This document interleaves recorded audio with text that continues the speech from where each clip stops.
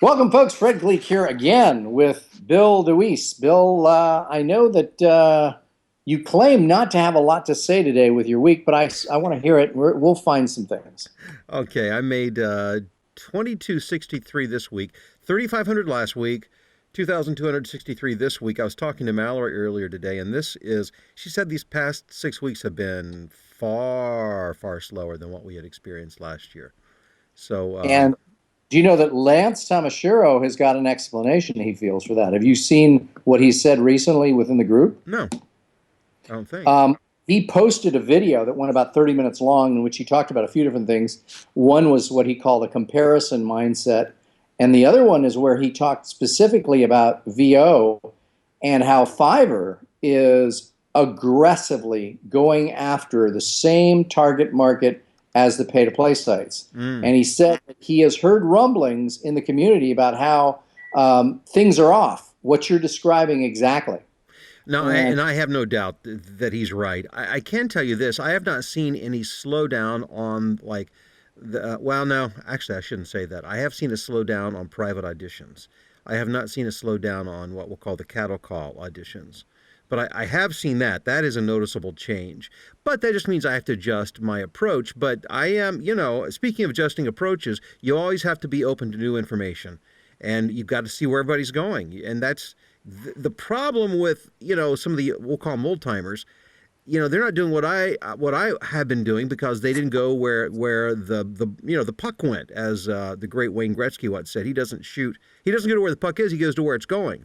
yeah, And Lance has been out in front looking where the puck is going next, and that's what I want to be doing as well. So that's the thing that we do. So I need to talk to Lance and get his perspective on this. well, let me just summarize for you basically what he said in that session, which was that he actually thinks that the amount of advertising that Fiverr is doing, if you go to anything having to do with any kind of search term, like if you put in there male voiceover actor, Uh-huh. um, Fiverr is outbidding Voices.com and Voice123 for the paid placement. Wow, that And says what that something.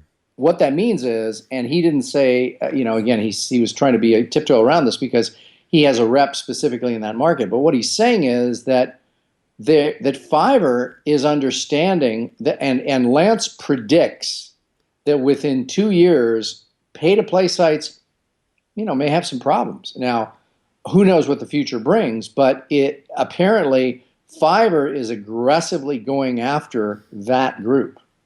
Well, I think what will be interesting will be to see how those websites, online casting, adjusts, if at all, to try to compete. Yeah, So it'll be fun to watch, but you definitely want to keep up with what's going on. And so by being plugged in with Fred and me and Lance and Dave Fenoy, I mean, you're going to know what's going on. You'll be on the cutting edge of all this. absolutely. And I think for people that are listening or watching, this means that your voiceover career is not, and again, if I were to say, look at it, I'm pretty much an outsider, right? So if I were to look at it from the outside, looking at people who are either just getting in the business or have been in the business for a while and are kind of just a little bit flailing around, to be honest, I would say that the biggest mistake that I've seen is people spending an inordinate amount of time trying to figure out what gear they need, what kind of whisper room they're going to buy, and Yeah. how they're going to spend all their money that they have not yet earned. And I would suggest that an alternate course is to figure out what's the market doing? Where are things going? What's my best way to get work? Yeah. How can I get work without spending a lot of money? How can I find jobs that other people aren't getting that are competing at a higher level? I think all of those things are really the questions. No, you are right. Human nature does not take us there. It always takes us to, what's the latest greatest gear. We use golf as a comparison all the time because it's just for some reason it appeals to human beings. I mean, I get it. I totally get it because I'm that way with golf, and I know deep inside my head, I know it does. It's not going to make a difference, but I feel like it will, and that it's totally not. It doesn't make sense, but Well, we're not going to let the cat or the dog or any other animal out of the bag yet. But you and I were talking yesterday about some ideas that we had for creating some proof, and we will reveal that over time as it relates to the getting into and succeeding in this business. Let's just leave it yes, at we shall. Yes, we shall. so anyway, 2000. So Again, I'm concerned really though, Bill, about Vicky evicting you from the house and making you sleep in the yard, given these numbers. Well, we can still make the mortgage payment and pay for the cars. We're not at a critical level. And don't forget, I let go of a nice big chunk of my book of business after the end of this year. And so we're rebuilding. I mean, today I was on the telephone making calls to production houses. I'm doing all the stuff that I teach people to do to build an even larger business base. And it's work. It's Yeah. work. And I think that it really, people should listen carefully to what you just said. Last year, you made just about $250,000 doing voiceover Yeah. work. And so here you are, you're in the top 1% of the people in the market, and yet you were on the phone today doing marketing yourself. So Oh if you yeah. think that's beneath you, then you better be making at least $250,000 a year. Yeah, yeah, or trying to find another job because Yeah. if you want to be self-employed, which is what we are, we're business people, self-employed. You got to be willing to do the hard work of marketing. Okay, so let's start then with what happened on Monday for you, and we'll go Okay, through. Monday was was my busiest day. I did some work for Johnson and Johnson, a Chinese client in which I did a script for a company called Avene. I think it's actually a French cosmetic company, but it's through a Chinese agency.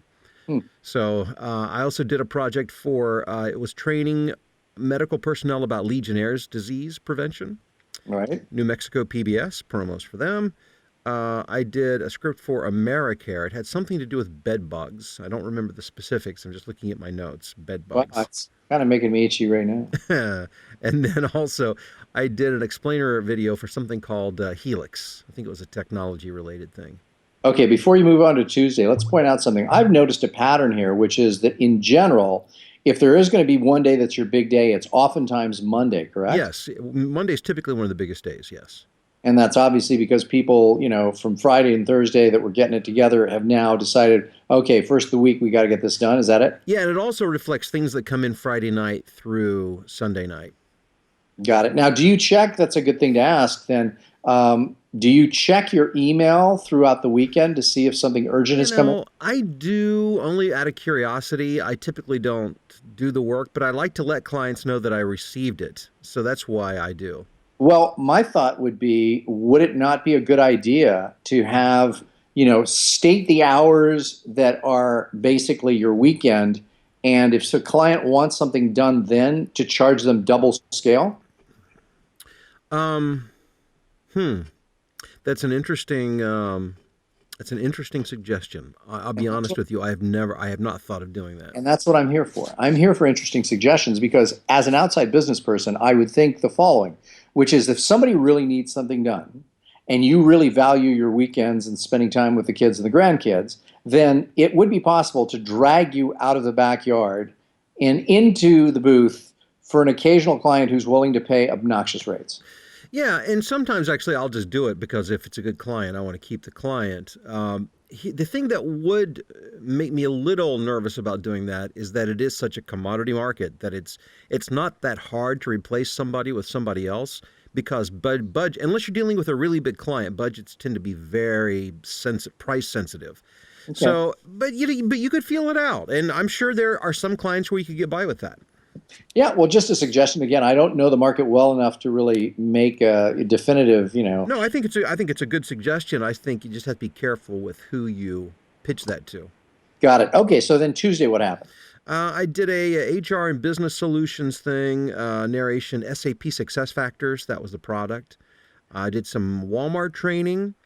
I picked up two new clients through pay-to-play sites on Tuesday, which was nice.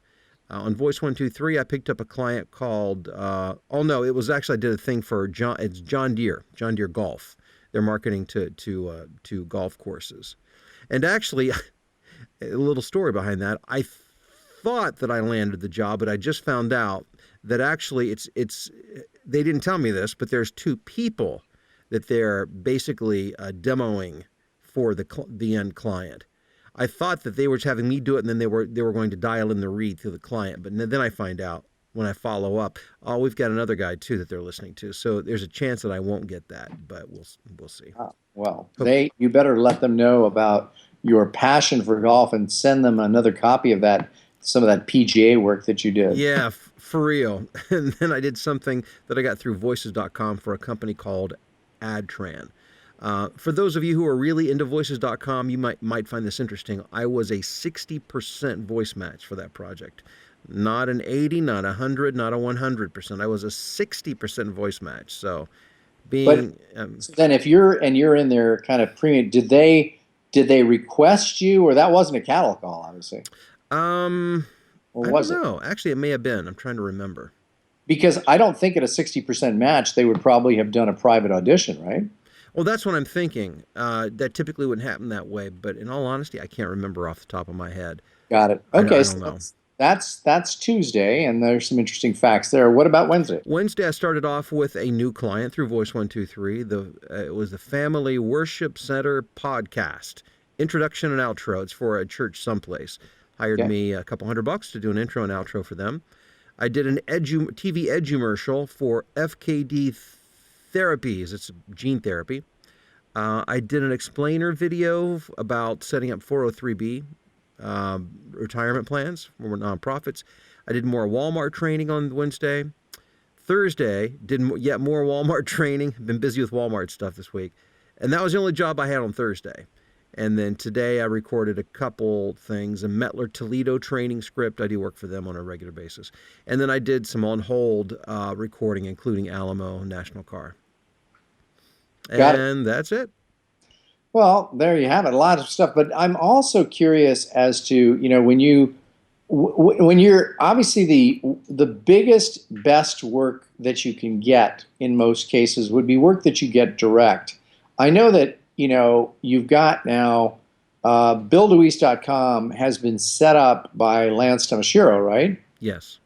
And so I don't know what Lance has done or what you can do to increase and improve your ratings in the search engines or trying to get yourself more direct work. My question is, are you tracking the amount of business that you get from, I know you do a little bit from the other various sources, but could you say to me or to ask Mallory and find out the answer to this question?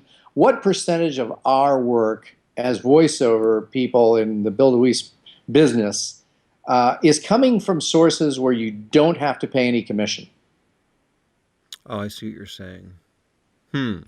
Well, I can tell you everything I did this week would be that way Really? because none came through actual talent agencies. Some came through video production agencies, and there's no fee there. Even the voices.com, I mean, they do they add on a 10% fee to cover the cost of an escrow fee. Right, But but you're also paying for the platinum membership.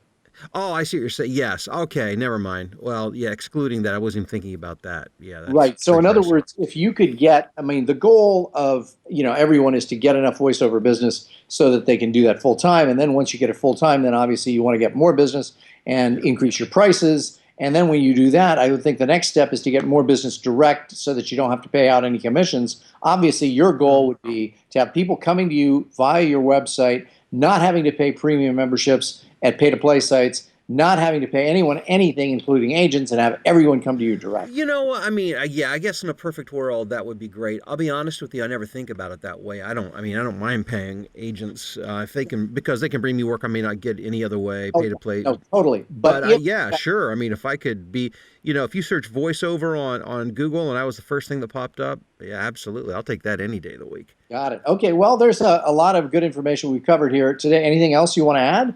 Have a good weekend, everybody. There you go. Thanks a lot, Bill. Thanks, Fred.